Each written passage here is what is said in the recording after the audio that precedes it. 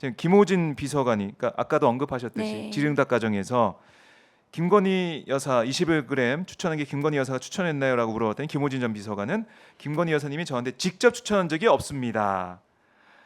그 의원님께서 김건희 여사 통해서 추천한 건 맞죠?라고 했더니 김호진 전 비서관이 저한테 그렇게 추천하신 적이 없습니다. 그러니까 직접 김건희 여사가 김호진 비서관한테 얘기한 직접 건 다이렉트로. 아니다 그런 표현이죠. 그것은 그러니까 그 감사원 회의록에도 인수위 TF나 그쪽 관련자들을 통해서 추천을 받은 것으로 되어 있거든요. 아하. 그러면 그 사람은 또 그러면 어디서 추천받은 그렇죠. 거냐? 그것이 꼬리에 감사가 꼬리를 돼야 물고. 되죠. 조사가 돼야 되는 거죠. 그럼 최초로 누가 네. 21g 김건희 여사를 후원한 굉장히 긴밀한 음. 관련성이 있지 않습니까? 21g 대표가 김건희 그럼요. 여사하고 직접 관련성이 있다는 것이 다 드러났어요. 네, 네.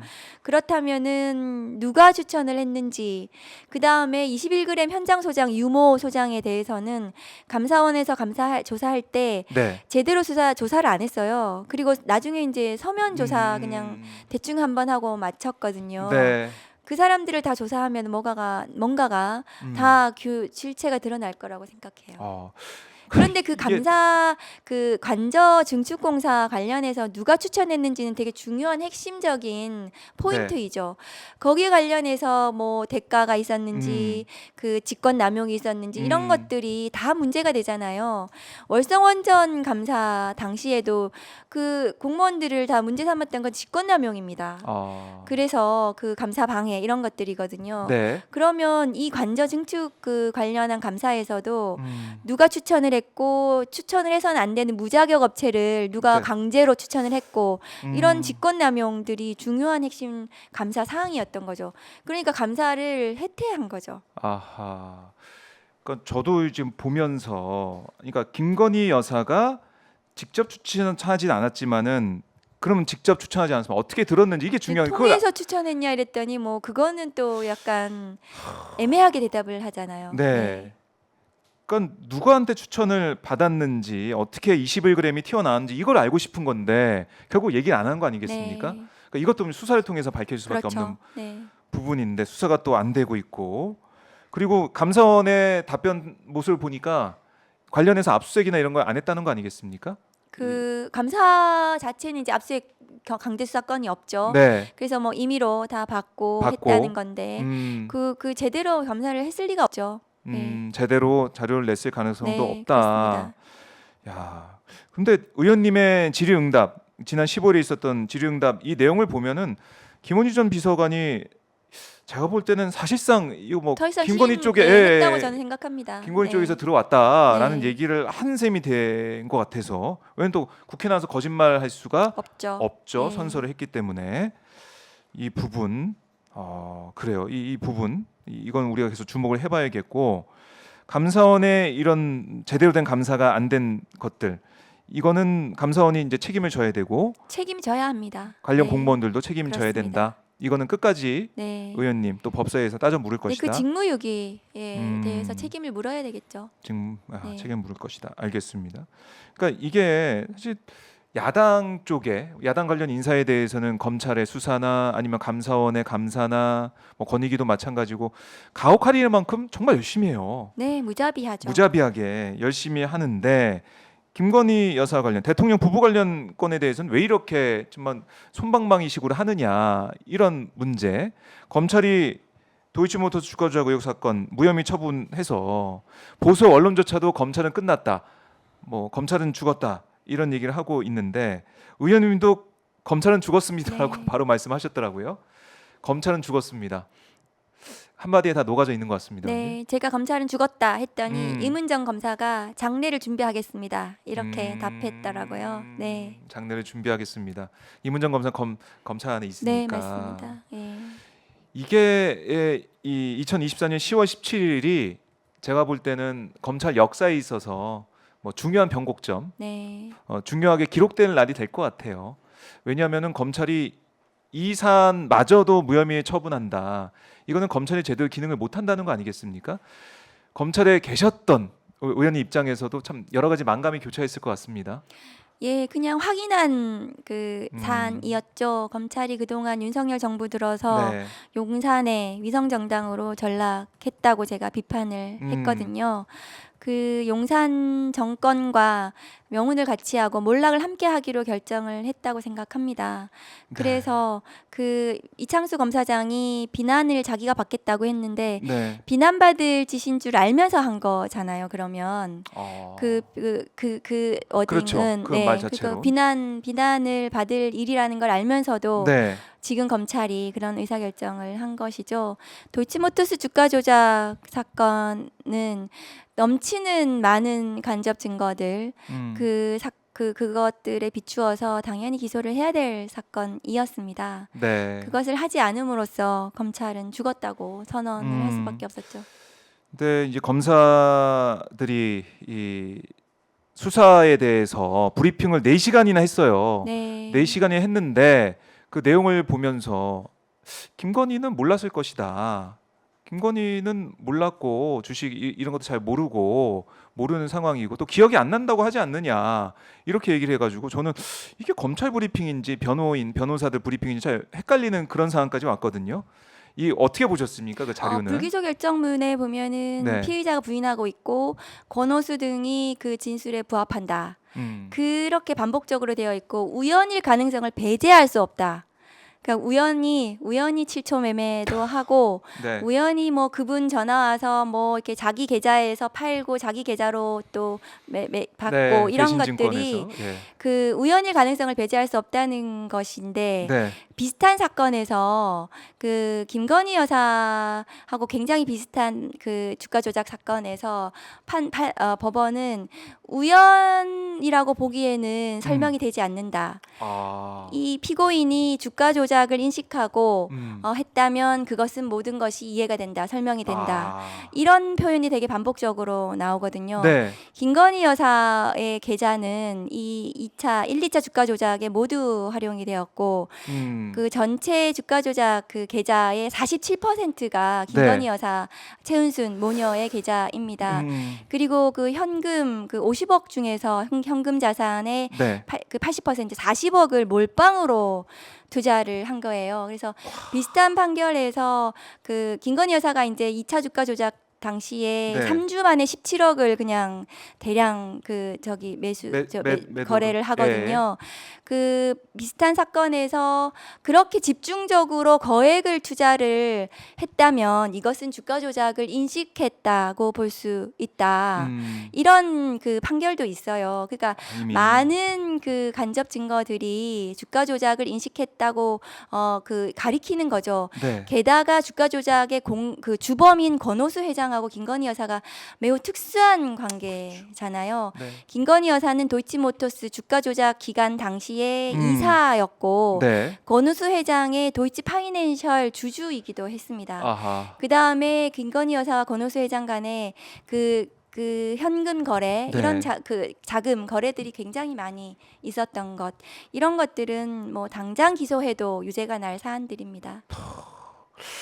그러니까 이 말씀을 들어보면은 이게 증거가 차고 넘친다. 네. 정황이 진짜 구체적이다라는 생각이 드는데 검찰은 결국 압수수색을 안 한 거 아닙니까? 네, 이 압수수색을 윤석열 정부 들어서는 도이치모터스 뭐 명품백 네. 관련해서 김건희 여사 관련해서는 압수수색을 전혀 하지 않은 것 같습니다.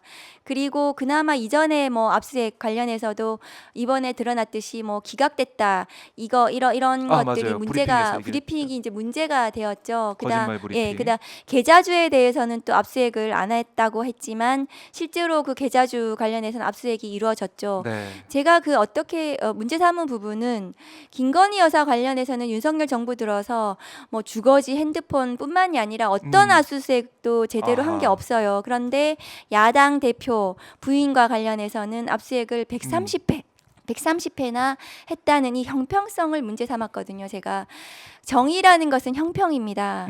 그런데 국민들은 그 지점을 분노하고 있는 것이거든요.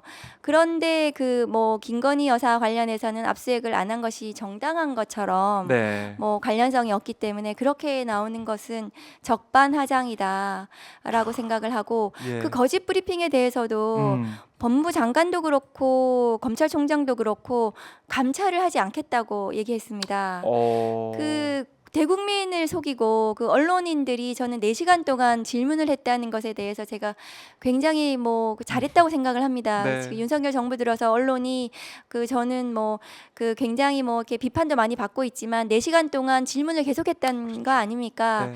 그런데 그 언론을 상대로 거짓 브리핑을 했다는 것이 드러났는데 음. 그러면 진상을 규명해서 누가 잘못했는지를 징계를 해야 될 사안이에요.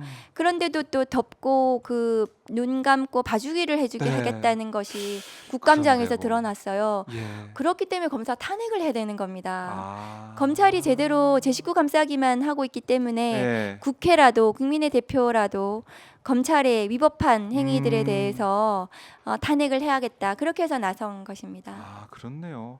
근데 뭐 여권에서는 뭐 야당이 탄핵 중독증에 걸렸다 이렇게도 네. 비판을 하고 있던데 이런 비판은 어떻게 보십니까? 근데 검사 탄핵과 관련해서는 그것이 직무에 관한 거기 때문에 그 위법한 수사, 그 국민의 인권과 관련한 가장 중요한 직무를 하고 있는 거잖아요. 네. 그리고 선거법 관련해서는 민주주의와 관련한 중요한 중책을 수행하는 거기 때문에 조금의 위법, 조금의 어쨌든 비리도 있어서는 안 됩니다. 네. 그런데 그것이 드러났을 경우에는 국회에서 당연히 그 부분을 문제 삼아야 되는 것입니다. 아, 국회 할 일을 하는 거다. 할 일을 하는 것이죠. 그러니까 우리가 할 일을 하면 되는 것 같아요. 검찰도 검찰이 할 일, 네. 수사를 해서 기소할 만하면 기소하면 되는 거잖아요. 그렇죠. 그러니까 검찰이 유무죄 판단하는 게 아니고 사법부에서 판단하는 거기 때문에 검찰이 의혹이 있고 이게 문제가 있다라 하면은 법원의 판단을 구하면 되는 것인데 그조차도 안 했다. 그렇죠. 그러니까 검찰이 일을 안 한 것이다. 안 한 것이죠. 그래서 검찰은 죽었다. 그리고 국회에 또 지금 탄핵 절차에 그 검찰이 전혀 협조를 하지 않고 있어요. 나오진 않고. 뭐 잘못한 게 없다면 나와서 검사들이 그런 부분들 적극 규명을 하면 될 것인데 그렇죠. 전혀 그 협조를 하지 않는 것은 그 법치를 유린하는 거죠. 법치를 유린하고 네. 있다. 이 검찰은 전반적으로 개혁이 될 수밖에 없다. 그래서 아하. 국민적으로 개혁의 당위성만 높여주고 있다고 저는 생각을 합니다. 네. 그러니까 이번에 김건희 사태를 보면서 국민들이 확실히 인식했을 것 같아요. 기소권이 어마무시하구나 진짜. 뭐 엄청 중대한 권한입니다. 수사권도 그렇고요. 힘이 네. 대단하구나. 굉장한 권한입니다. 그러니까 수사권은 공수처도 수사를 하고 있고 네. 경찰도 뭐 한다고 하지만 결국 기소에서 걸리는 거 아니겠습니까? 그렇죠. 검찰로 넘어와야 누구를 되기 기소할 때문에. 것인가, 누구를 불기소해 줄 것인가, 그것은 엄청난 권한입니다. 그러니까 그거를 믿고 윤석열 정권이 버티고 있고 우리가 이제 한동훈 대표 만난 윤 대통령 이 팔을 벌리고 하는 자세도 우리가 네. 목격을 했지만 그 표정도 목격을 했지만 나한테 기소권이 있는데 왜 덤비냐, 왜 까부냐 이런 표정이 읽혀질 정도로 네. 정말 대단한 그런 권력이라는 생각이 들어요. 대단한 권력입니다. 네. 그러니까 이걸 제대로 개혁해야겠다. 이번에 확실히 느낀 것 같습니다, 국민들이. 네. 그래서 조국혁신당도 이제 매주 촛불을 들고 피켓을 들고 거리로 나가는 그 이유가 검찰 개혁 이번은 꼭 해야 된다. 그렇습니다. 생각하시는 거죠. 예. 좀 조국혁신당의 활동도 지켜보겠지만 정말 우리 국민들은 이번에 확실히 깨달았다라는 거고 그리고 일부 보도에서는 이런 얘기도 있어요. 김건희 여사 관련된 의혹에 있어서 김 여사가 서면 사과하고 네. 윤 대통령은 뭐 국정 브리핑을 할 때 그때 육성으로 좀 사과를 하고 부부가 이제 같이 사과를 하면서 이 난국을 타개할 것이다 이런 아이디어가 또 나오고 있던데 어떻게 보십니까? 그건 간보기 하는 거라고 생각하고 서면 사과하든 뭐 네. 그 대면 사과든 저는 사과로 끝날 일은 아니라고 생각합니다. 네. 그리고 김건희 여사가 네. 이 상황을 이 상황을 돌파할 것은 네. 해법은 수사를 다 받는 것 밖에는 없다라고 아, 생각합니다. 그래요. 참 어떻게 보면은 우리 국민들이 다 이제 아시고 계세요. 어떤 네. 부분이 본질이고 어떻게 이게 해결되는지 사과로 해결될 문제가 아니고 특별 감찰관으로 해결될 문제가 아니지 네. 않습니까? 결국에는 특검을 받아야 된다라는 건데 의원님은 다음 달에 만약에 이 김건희 특검법 재표결 과정이 된다 그러면 통과 가능성 어느 정도로 보세요?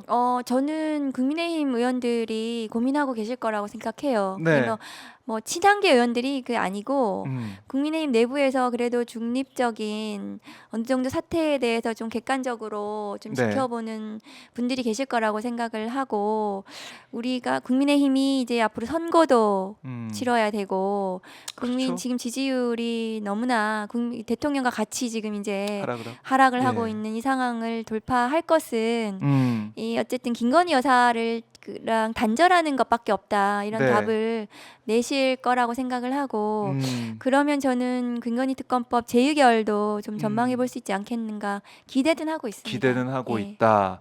하지만 뭐 만약에 그게 통과가 안 된다고 하더라도 또 뭐 실망할 필요는 없다. 네. 또 발의해서 또 표결하면 되는 거 네, 아니냐. 끝까지 해야 되겠죠. 끝까지 한다. 네. 그래요.